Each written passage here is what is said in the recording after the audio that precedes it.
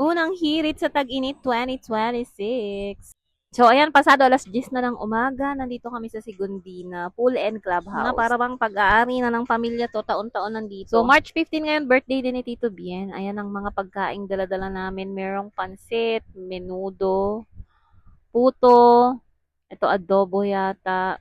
This one naman is yung sabaw. May sabaw kami. Chicken feet. Meron din akong dalang Bicol Express and kanin. And meron akong dalang coffee jelly. Hindi talaga ako nakapag-vlog masyado ng araw na to kasi mga affiliate content yung sinut ko. Ganito nga pala yung itsura ng pool dito sa may Sigundina. Wala pang naliligo ng mga oras na yan. So ayan, bago ang lahat, kantahan muna natin si Tito Bien ng happy birthday. Ganito ang banding naming magpapamilya tuwing summer, mag-swimming sa malapit lang.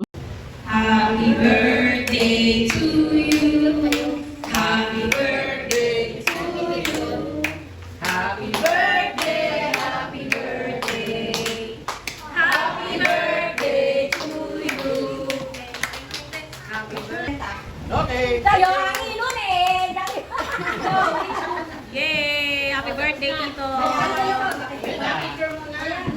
So, ayun na nga, nakapag-blow na si Tito ng cake. So, magkakainan na ang mga taong ito. Ayan ang mga foods, ang dami. Dala ni Mama, dala ni Tita. May dala rin ako, dala ni Sisi. May niluto din si Lola. Kaya ang dami, di ba? And birthday nga rin pala ni Tita nung March 9. So, ayan, meron din siyang cake at magbo-blow din siya. Medyo maingay na dito. May nagkakantahan na sa video, okay? Kaya wala ng audio. Pero kinantahan namin siya ng happy birthday. And ayan, magbo-blow na si Tita. So, yun, maghapon kami dito. Pero wala akong masyadong video. Eto, ako lang yung nasa video. Marami akong sinut ng araw na to, pero mga pang-affiliate content. Inuna ko yung mga pagkakakitaan. Yung mga pang-affiliate na video kaysa dito sa aking vlog. Which is nanghinayang din ako kasi ang igsi lang ng video na to. Pero so far, sobrang enjoy naman ng family. Medyo malamig pa nga yan, kaya ayaw nila magligo-ligo. Ganyan lang yung simpleng bonding namin pag summer. Gaambagan kami para mag-rent ng pool dito lang sa malapit. And eto naman, gabi na, uuwi na kami. Hindi kami umaalis ng makalat dyan. Nagliligpit talaga kami. So that's it for this vlog. Ito try ko mag-vlog ng mas mahaba sa next bonding namin ng family. Masyado ako naging busy dito sa mga affiliate content ko. So, see you na lang on our next video. Bye!